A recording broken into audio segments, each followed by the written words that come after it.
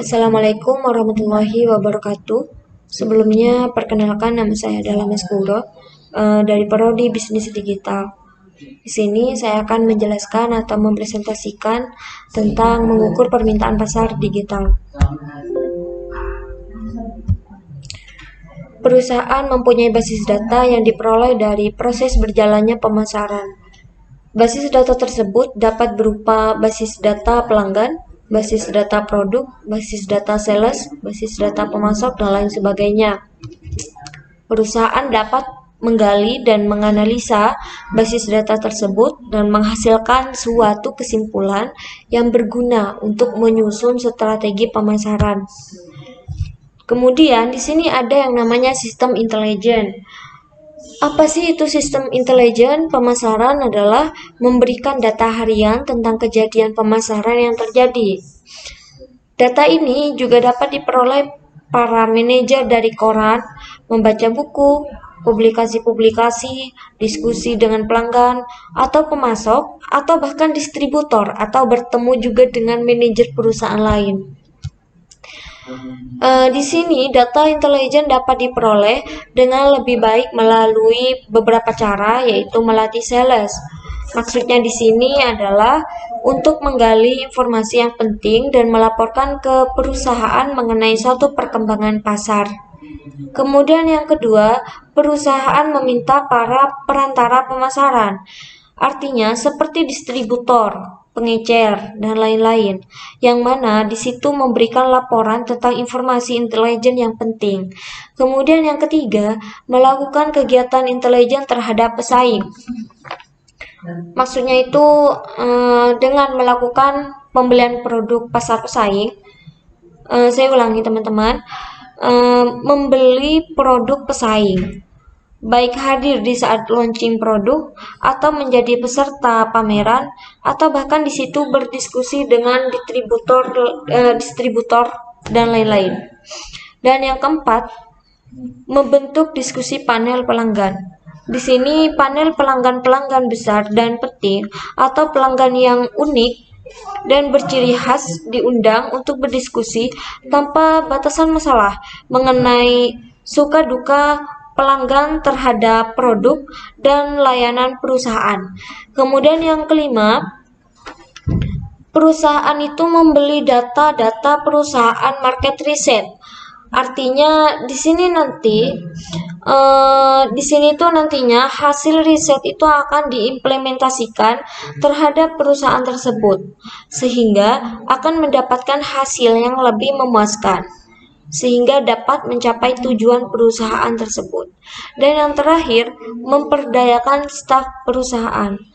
Maksudnya di sini adalah untuk mencari informasi intelijen baik dengan membaca koran atau majalah atau jurnal atau juga informasi di internet. Kemudian di sini ada metrik pertumbuhan pangsa pasar, di mana di dalam metrik tersebut terdapat sumbu X dan sumbu Y.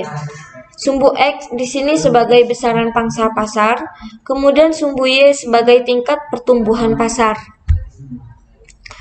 Metrik pertumbuhan pangsa pasar. Di sini terdapat 4 kuadrat. Yang pertama adalah kuadrat 1 digambarkan sebagai bintang. Pada posisi ini pangsa pasar berada pada peluang yang tinggi dan tingkat pertumbuhan pasar yang juga tinggi. Dan yang kedua, kuadrat 2 digambarkan dengan tanda tanya. Tanda tanya ya seperti ini ya teman-teman. Posisi ini menunjukkan bahwa pangsa pasar kecil namun tingkat pertumbuhan pasar tinggi. Jadi pada posisi ini perusahaan dihadapkan pada posisi pengeluaran biaya antara lain untuk pembiayaan operasional pabrik, karyawan, dan lain-lain. Namun, besaran pasar belum sesuai dengan besaran pembiayaan tersebut. Oleh sebab itu, perusahaan tersebut harus berpindah ke kuadrat 1. Supaya apa? Supaya market share-nya atau market penjualannya itu bertambah besar. Kemudian yang ketiga, kuadrat 3 diilustrasikan sebagai sapi perah.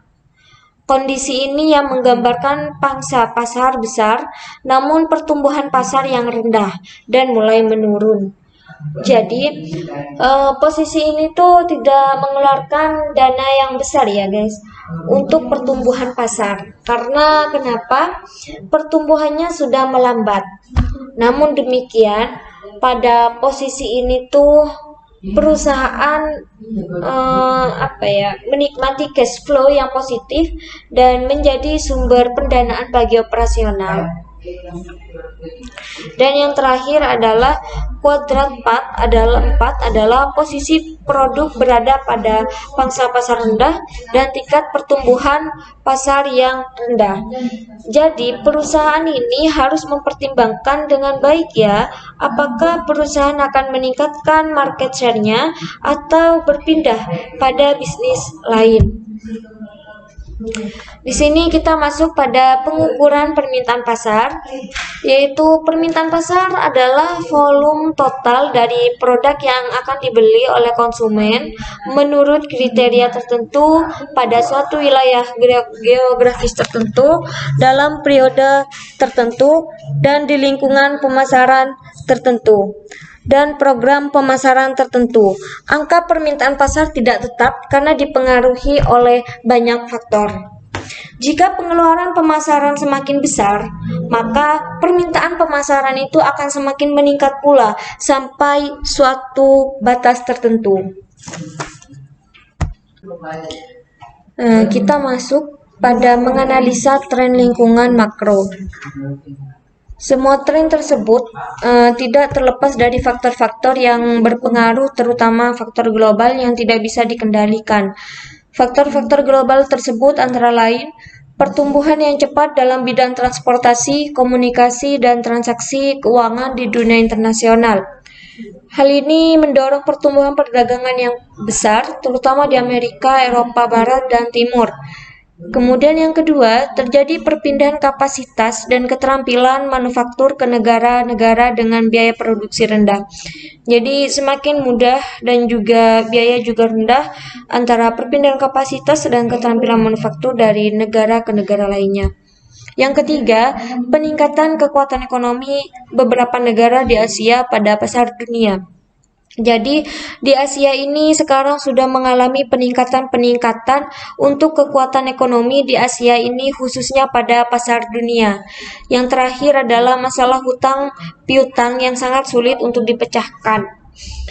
Hal ini memang jelas mempengaruhi tentang hal di atas tersebut. Karena kenapa?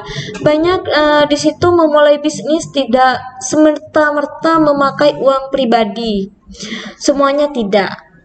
Karena di situ ada beberapa yang melakukan pinjaman dari bank atau dari yang lainnya. Namun yang banyak saya ketahui orang kadang banyak yang pinjam ke bank. Kemudian secara umum terdapat 6 bidang besar yang harus menjadi perhatian perusahaan di dalam pemasaran. Yang pertama bidang demografi, ekonomi, yang ketiga lingkungan alam, yang keempat teknologi, yang kelima politik dan hukum, dan yang keenam sosial budaya. Cukup sekian penjelasan dari saya, kurang lebihnya saya mohon maaf. Wassalamualaikum warahmatullahi wabarakatuh.